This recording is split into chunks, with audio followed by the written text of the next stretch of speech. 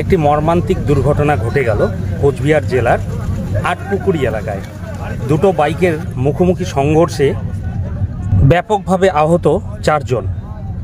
আজকে সরস্বতী পূজা উপলক্ষে দুটো বাইকেই ঘুরতে বেরিয়েছিল, কিন্তু ভাগ্যের কি নিষ্ঠুর পরিহাস, মুখোমুখি সংঘর্ষে তাদের প্রায় যান চলে যায় পরিস্থিতি। প্রত্যেকেরই কম বেশি মাথায় আঘাত লেগেছে এবং দুজনের পা একদম ভেঙে টুকরো হয়ে গিয়েছে।